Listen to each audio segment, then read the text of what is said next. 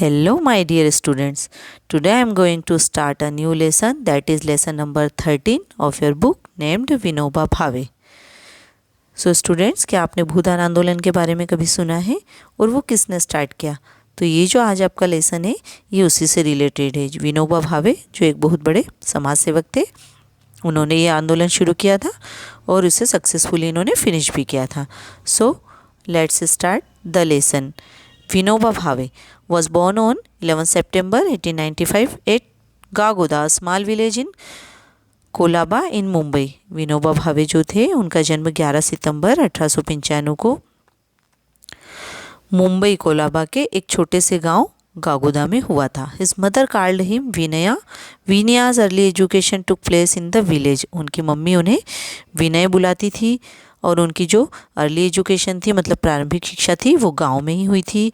He went to Vadodara at the age of 9 for further studies. उसके बाद वो वडोदरा चले गए थे 9 ईयर मतलब 9 साल की उम्र में, और वहाँ उन्होंने आगे की स्टडी की. Later he went to Varanasi to study Sanskrit. और बाद में वो वाराणसी चले गए थे संस्कृत की पढ़ाई के लिए.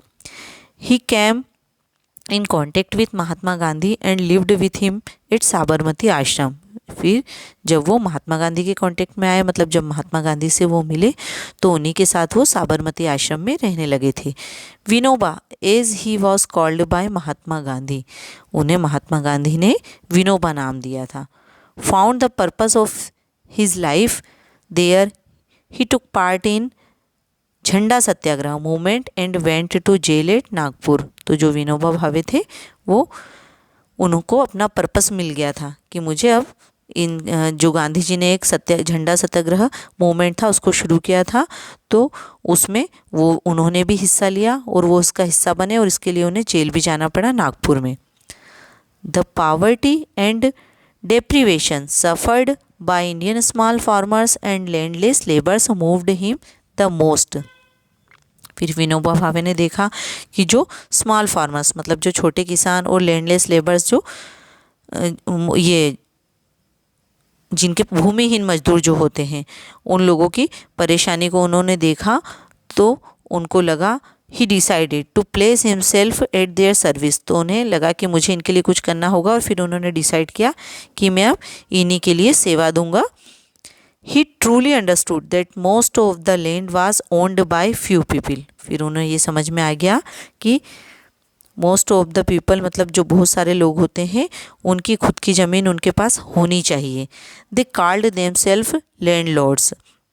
This was not the justice of the almighty. लेकिन ये जो ज़मीन किसके पास होती थी? लैंड लॉर्ड्स, जमींदार.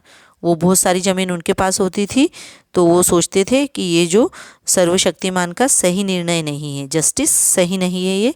It was man's own doing and only suffered from it.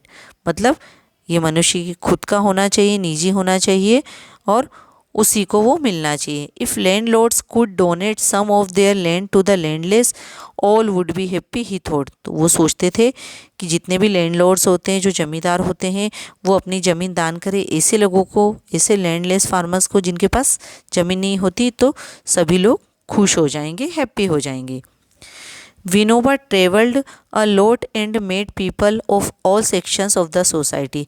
इसके लिए विनोबा ने सफ़र किया और बहुत सारे लोगों से मिले, और समाज के अलग अलग वर्ग से उन्होंने बात भी की. ही explained of them the logic behind his stand point. तो उन्होंने अपने दृष्टिकोण को और वो दृष्टिकोण के पीछे क्या तर्क था, ये लोगों को उन्होंने एक्सप्लेन किया, समझाया. Many agreed many disagreed. कुछ लोग तो उनके साथ एग्री हो गए, सहमत हो गए, बट कुछ डिसएग्री मतलब सहमत नहीं हुए. But saintly persuasion and motivation worked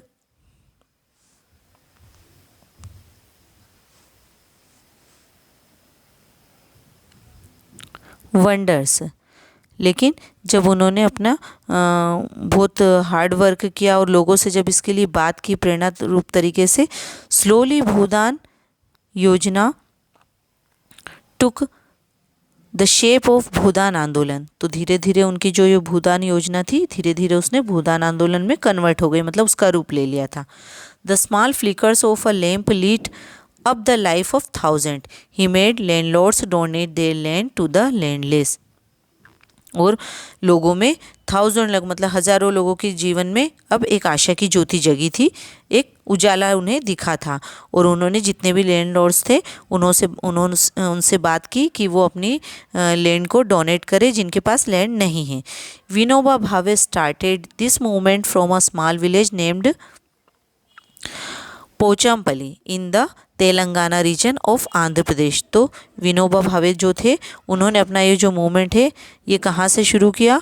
Pochampally, ये आंध्र प्रदेश के तेलंगाना रीजन का एक गांव था छोटा सा। He worked day and night to motivate landlords to donate their land to the landless. और वो दिन रात काम करते थे और लोगों को मोटिवेट करते थे, जितने भी लैंडलॉर्ड्स थे उन्हें प्रेरित करते थे कि वो अपनी ज़मीन जो है लैंडलेस लोगों को दान करें।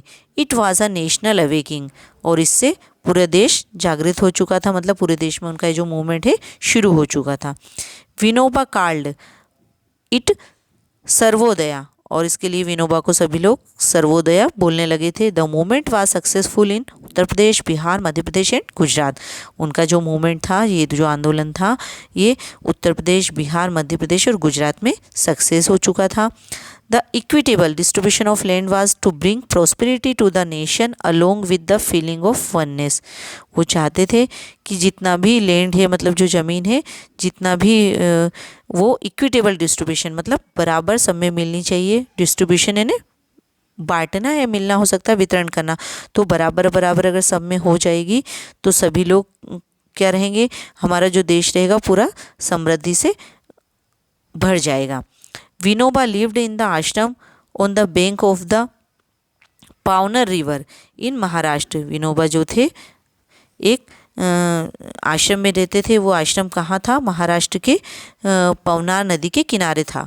ही served the old lonely in the old age home at the आश्रम, और वो वहीं रहकर सेवा करने लगे, वहीं रहने लगे थे, और एक ओल्ड एज होम में और वहीं पर आश्रम में वो रहते थे अकेले।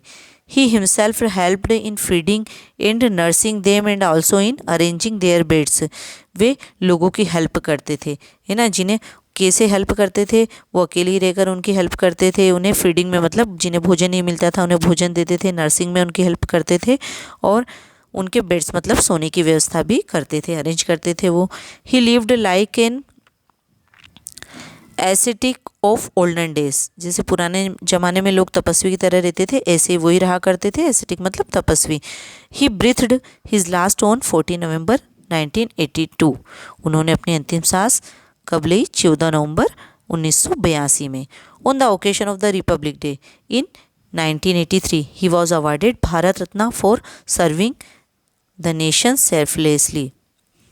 और 1983 में जब रिपब्लिक डे मनाया जा रहा था, उस ओकेशन पर इन्हें भारत रत्न अवार्ड से सम्मानित किया गया था। किस लिए? कि इन्होंने निस्वार्थ भाव से देश की सेवा की है। तो इस प्रकार हमने विनोबा भावे के बारे में इस लेसन में पढ़ा। ओके स्टूडेंट्स, अगले वीडियो में अगले लेसन के साथ मैं आपके साथ मिलूँगी। बाय।